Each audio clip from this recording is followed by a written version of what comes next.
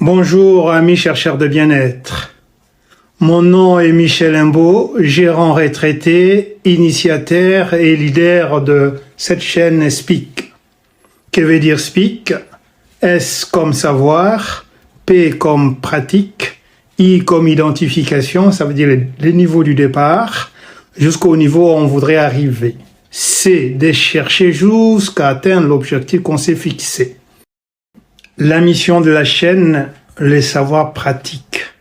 Comme dit le vieil adage, j'entends, j'oublie, je vois, je me souviens, j'agis, je comprends.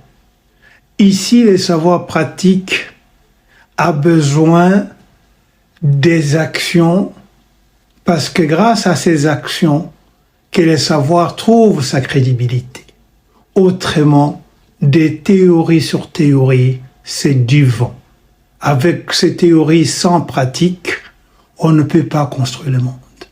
C'est pour ça qu'on mettra l'accent sur les côtés pratiques des choses. Nous avons énormément de projets, d'ambitions et nous sommes souvent heurtés. On ne comprend pas pourquoi est-ce que nous n'arrivons pas à faire que tous ces projets aillent de l'avant, que nous puissions avoir plein de succès en ce que nous faisons.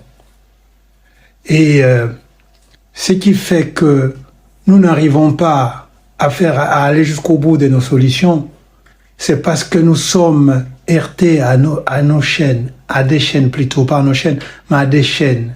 Ces chaînes sont le pensée négative, mental, blocage mental, croyance. Et parmi les pensées mentales, vous avez l'ignorance. Amis chercheurs de bien-être, l'ignorance fait partie de nos chaînes, de ces choses qui font que nos projets ne voient pas le jour. Et pourtant, nous travaillons énormément. Et donc, au jour d'aujourd'hui, on va tenter de parler de l'ignorance. D'abord, qu'est-ce qu'on appelle ignorance? Ignorance, c'est manque de connaissances, n'est pas savoir, n'est pas avoir la culture qu'il faut pour. Par exemple, on va vous dire qu'au jour d'aujourd'hui, la planète égorge 8 500 milliards de personnes. Et pourtant, c'est l'ignorance qui nous fait dire ça. Alors qu'en vérité, nous sommes au nombre de 8 milliards. Et donc, c'est cette ignorance-là qui fait que ça nous bloque, ces chaînes-là. Alors, pour travailler, pour essayer de résoudre le problème de l'ignorance, la première des choses, nous devons, 1, accepter l'ignorance, 2, l'identifier, et 3, comprendre pourquoi on en est là. Dès l'instant qu'on a la lumière de la chose, on sait pourquoi on est bloqué. À partir de ce moment-là, on peut faire un bond en avant. L'exemple du médecin est un exemple saisissant.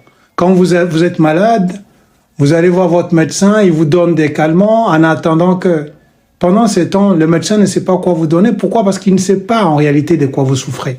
Donc, il a besoin d'un bilan. En attendant, il vous donne des calmants pour baisser votre douleur.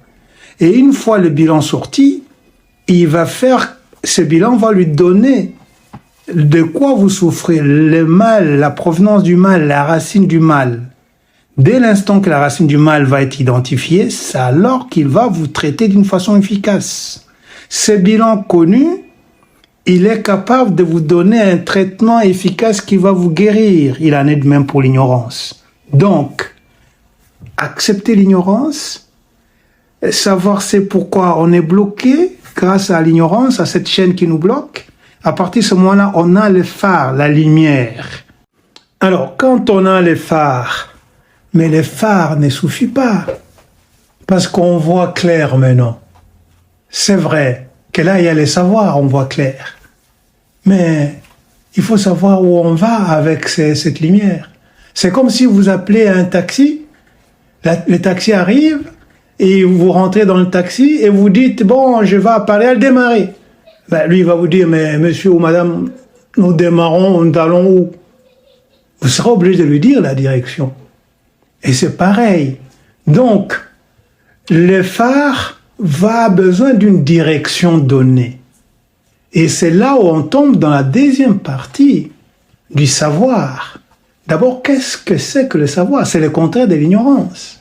C'est quelqu'un qui connaît. C'est quelqu'un qui a la culture générale, comme je vous ai dit tout à l'heure. Mais qui ne connaît pas forcément tout. Personne ne connaît tout. Bien. Donc, ici, on tombe dans la partie du savoir qui vient apporter la solution à la première partie de l'ignorance.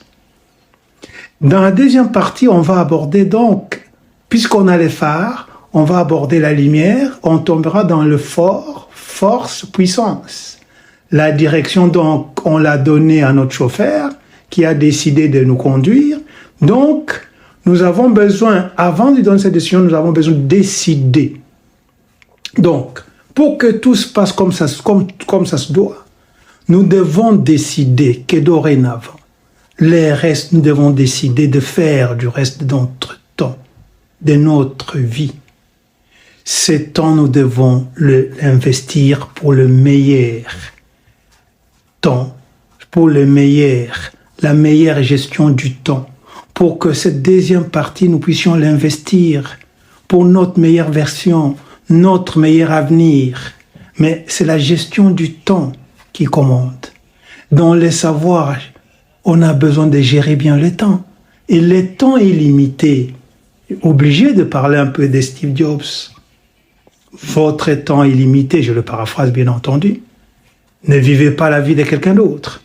Donc vous devez vous investir pour que votre temps soit géré au meilleur de vos intérêts. Chaque jour, prenez votre temps comme étant de la monnaie. Meilleure référence pour que vous ne puissiez pas en gaspiller parce que nous aimons tellement l'argent que si on prenait l'exemple de l'argent, ça va nous faire tilt. Ça va nous faire réfléchir avant de dépenser. Dépensez votre temps comme votre argent. Et ça, c'est très important. Quand vous gérez bien votre temps, à partir de ce moment-là, eh ben, tout ira pour le mieux. Le savoir, lui, vient résoudre votre problème de l'ignorance. En quoi faisant? Parce que vous l'avez identifié, parce que vous savez comment le gérer, parce que vous savez ce qu'il faut faire pour que dorénavant, il ne puisse plus vous bloquer, parce que c'est ce qui vous entrave, c'est parce que c'est ce qui fait que vos projets les meilleurs soient bloqués, l'ignorance avale tout ce que vous faites. Dorénavant, parce que vous savez qu'il faut l'accepter, il faut les connaître, il faut l'identifier, vous avez tout fait, vous avez cette connaissance-là. Qu'est-ce qui vous reste? C'est de mettre ça en application. Et les meilleures thèses du monde, vous pouvez tout savoir. Si vous ne mettez pas en pratique, vous ne pouvez pas avancer. Donc ici, dorénavant, la solution du savoir, plus de savoir, encore des savoirs et tous des savoirs, plus chaque fois que vous serez face à un problème, mettez plus de savoir et vous aurez moins de problèmes, vous aurez résolu tous vos problèmes, l'ignorance en fait partie. Voilà, quelques exemples donc pour vous illustrer ce que j'ai dit. L'exemple personnel de ma fille qui un jour m'appelle pour me dire qu'elle avait mal aux dents, que sa joue était gonflée. Et elle s'est retrouvée dans le bus qui l'a amené à son collège. Et du collège, quelques heures après, elle m'a passé un coup de fil en pleurant. Moi, je cru que son mal s'était amplifié. Et une fois qu'elle avait fini de pleurer, elle me dit que non, papa, j'ai été retenu à une école d'alternance. Je lui ai posé la question de savoir pourquoi elle pleurait. Elle dit non, je ne croyais pas. Et là, ma réponse était claire. Je lui ai dit, voyez, c'est parce que vous ne savez pas c'est parce que tu ne sais pas ta vraie valeur. C'est ce qui a fait que tu es étonné par rapport à la situation.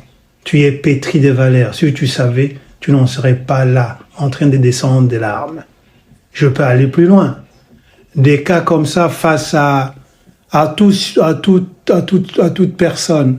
Si vous tombez parmi des employeurs qui on a toutes sortes d'employeurs, gentils, pas gentils, il vous voit en face, et il sait ce que vous valez. Dès l'instant qu'il va détecter que ça ne peut pas votre vraie valeur, lui va tout faire pour vous coter à la baisse parce que ça l'arrangerait, pour vous payer moins cher. Parce que celui qui ne sait pas sa vraie valeur se vendra toujours à la baisse et ça arrange des employeurs moins sérieux. Voilà un exemple, je peux en multiplier. Un deuxième exemple de Steve Jobs. Pardon, je me suis trompé, pas celui-là. De Thomas Edison. Edison que vous connaissez, inventeur de l'ampoule électrique. Un jour, Thomas Edison lui a présenté son projet de courant alternatif. Dès la présentation, Edison lui a répondu que c'était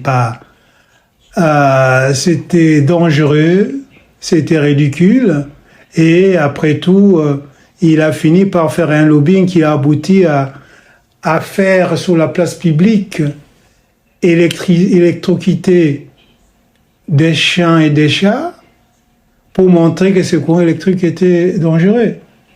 Et pourtant, plus tard, jusqu'à ces jours, ce courant électrique reste toujours en vigueur et toujours d'actualité. Tout ce qui nous entoure depuis la nuit des temps, toute chose commence toujours aux yeux des uns des autres par dire que non, ça c'est dangereux, plutôt ridicule, puis dangereux, puis évident. Ça fait partie de la vie. Et c'est lui qui, dans sa vie, maltraite les animaux. On sait comment il vit avec les autres dans la société. Dans nos vies quotidiennes, vous savez que nous, entre nous, dans nos sociétés, en tant qu'amis, en tant que couple, tout ce que vous voulez, quand tu as un petit débat, un échange, qu'est-ce qu'on cherche à savoir? D'abord et avant tout, avoir raison. Alors qu'en réalité, la question n'est pas d'avoir raison, d'avoir tort. Quelle est la valeur ajoutée qu'on gagne dans ces débats pour son mieux-être? Qu'est-ce qu'on gagne après le débat? Si les torts vous permettent de gagner un plus, d'être mieux dans ta vie, d'avoir appris quelque chose dans ta vie, prenez les torts.